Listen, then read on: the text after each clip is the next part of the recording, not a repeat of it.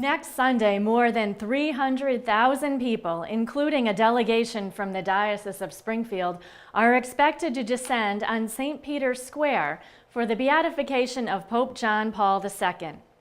He was born Karol Wojtyła in 1920 in his native Poland. The former student, playwright, and actor lived through some of the most dramatic events of the 20th century. His 26-year papacy would result in him becoming one of the most influential figures in that century. As head of the Universal Catholic Church, Pope John Paul II guided a vastly changing world into a new millennium. In anticipation of his coming beatification this week, we offer an encore presentation of a retrospective look at the life of this remarkable church leader, first prepared by our own Terry Brigette. He was born Karol Wojtyła in 1920 in Poland. The former student playwright lived through some of the most dramatic events of the 20th century. His 26-year papacy would result in him becoming one of the most influential figures of our times. As leader of the Universal Catholic Church, Pope John Paul II guided a vastly changing world into a new millennium. Here's a look at the life of a remarkable pontiff.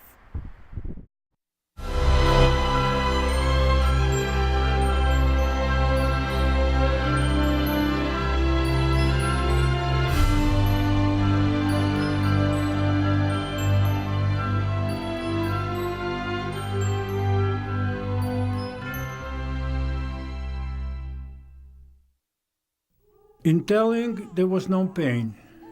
At the moment of birth, the mother asked the midwife to open the window so that the first sounds her newborn son heard would be the singing in honor of Mary, Mother of God.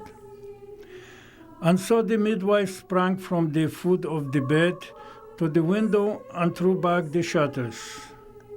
Suddenly, the bedroom was flooded with the light, and with the intonation of May Vespers to the Blessed Virgin from the Church of Our Lady in the very month dedicated to her. And so the first sounds of the future Pope, John Paul II, were hymns sung to the Mary from the parish church directly across the street from where he was born, in the humble flat owned by Jews in the town of Wadowice, Poland. This was a story told by Pope John Paul II himself in 1990 during a walk in his 70th year as he reflected on his extraordinary life. Much has happened since then, but to understand the life of one of the most active and charismatic vicars of Christ in modern history, one first has to understand his unbreakable ties to his homeland of Poland. And to understand that is to know the tragedies, the hardships, and the passion of a man who began life as a child, nicknamed Lolik. Surrounded by his Jewish playmates, Karol Wojtyła enjoyed his childhood until illness took the life of his mother just 1 month before his 9th birthday. His older brother, a physician, died when he was just 12. Lolik and his father, a retired army officer and a tailor, then lived a Spartan life in a one-room apartment behind the parish church.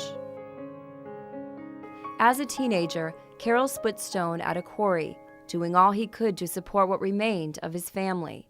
His father's weakened health had made the pair dependent on his father's meager military pension. Despite these hardships, Karol not only excelled in school, he was active in sports and drama, right up through his university days. He was different. We acted just like ordinary young people. We played tennis and went to the cafes, but he just spent his time with books, studying at the university. But Karol's real passion was the theater, and when the Nazi takeover of Poland in September of 1939 met an end to all religious training and cultural activities, Karol continued his studies in an underground university and helped set up a clandestine theater group that performed in stores and in homes. So our theater gave hope and joy to our oppressed and suffering people. Through this great poetry, we were keeping alive the spirit of Polish independence and freedom. The theater was our way of fighting the German occupation. During the Nazi occupation, Karol worked with the underground networks who helped hide Krakow's Jews and smuggle them into safe countries, all the while working tirelessly in a chemical factory to help his ill father. Then, in the winter of 1941, Karol's father died. Friends said the young student knelt for 12 hours in prayer at his bedside. Soon after, at age 20, he withdrew from the Rhapsodic Theater and turned his attention to the priesthood. In art, he saw the way of beauty through truth. In one moment, I think he just realized that it was not enough. He wanted to serve God and the people. In Nazi-occupied Poland, a man caught studying for the priesthood could be sent to a death camp or shot by a firing squad. Yet defying that danger, Karol joined a group of seminarians who studied in secret under the guidance of his patron, Adam Sapieha. After the Nazis were defeated, Karol finished his studies in the open, and on All Saints' Day, November 1st, 1946, he was ordained a priest. After serving as a parish priest and professor in the Krakow Diocese, 1958 saw his appointment as an auxiliary bishop. At the age of 38, he would be one of the youngest bishops in Poland's modern history. 5 years later, he became archbishop, and in June of 1967, he would be elevated to cardinal. Then, on October 16, 1978, he became the first non-Italian pope in more than 450 years. Anche non so se potrei bene spiegarmi nella la nostra lingua italiana. Se mi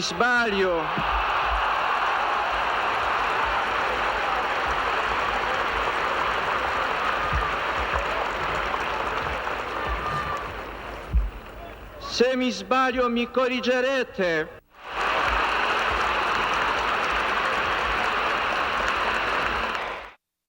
Though few seemed to recognize it at the time, Cardinal Wojtyła's sometimes lonely defense of human rights in part of communist-ruled Poland would cascade into a revolution after his election as pope.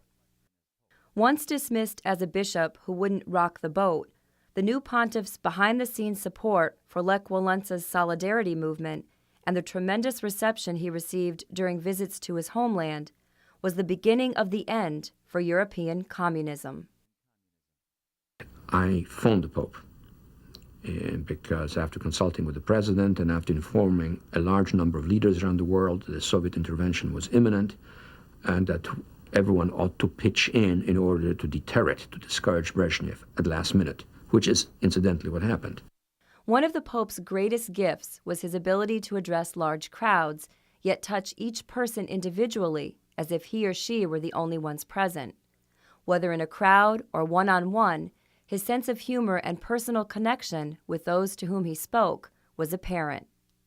In spite of his intellectual gifts, his deep spirituality, he was a man of the people. I think he was happiest when he was among people, and particularly among little children. I could almost cry when I saw photos of John Paul II holding the face of a little child in the palms of his hands, kissing a little child gently on the forehead. Truly a father, a man who had tremendous love for all people, but especially for little children. Once nicknamed the Eternal Teenager, the young father Wojtyła would take young people on hiking and camping trips, join in their soccer games, and lead them in philosophical discussions. In them, he saw what he called an openness to the gospel, and even during his pontificate, the youth remained an integral part of his interests. Have the courage to believe the good news about life, which Jesus teaches in the gospel. Open your minds and hearts to the beauty, to the beauty of all that God has made and to his special personal love for each one of you, for each one of us. Young people of the world, hear his voice.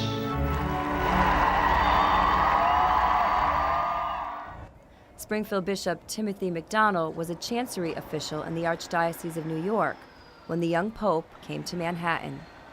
In 1979, he made a visit to New York, and he went to many different places, but the biggest impact was with the young people in Madison Square Garden. And the funniest thing he did was to do what we'd call wow, and he did woo, woo. The young people, JP2, we love you, and the chant began. It was like a rock star almost had come into their midst. He had an immediate effect on young people. But children were not the only special concern of the Holy Father. Concerned about lay and religious women alike, the Pope was an avid listener, working to uphold women's dignity and giving them a more active role in the Church. John Paul II was a great example to us in encouraging us to respect and to recognize the gifts of women. He spoke of that on more than one occasion, indicating that it was his thinking that the women of the Church brought singular gifts to our mission, that they should be placed in positions of responsibility so that their gifts might not only be recognized, but might be used for the furtherance of the gospel message. One of the high points for me would be the Synod for Women Religious that he held. Those who participated said that they were actually there as presenters, not just as observers that they had been so many times in the past. The second thing was the excitement with which they returned. They felt that the Holy Father truly listened to them, that he was as concerned about the future of religious life as we are. Together they looked at the possibilities for the future of religious life, and all felt that it was really a positive experience for them. Pope John Paul II painstakingly worked at bringing unity among the world's religions. In the early years of his papacy, relations between Catholics and Jews were a priority, as he apologized in the name of the Church for its lack of support during the Holocaust. The Church's relations with an evolving Muslim community then became a priority. When this pontiff spoke, people listened. A prolific writer, he produced 14 formal encyclicals, dozens of apostolic letters, and numerous plays, poems, and books, ranging from somewhat academic philosophy to personal memoirs. But always, whether in his teachings or in his travels to some 129 nations across the globe, he was rooted in his own deep spirituality, which included a great love for the Virgin Mary. Pope John Paul II was a vigorous defender of life in all of its stages.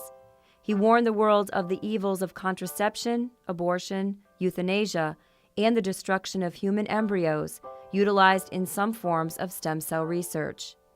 He also educated the world on the Church's teachings regarding the end of life, both in his writings and in his example, as he lived out his final years with Parkinson's disease, a progressive neurological disorder. He died on April 2, 2005, at the age of 85.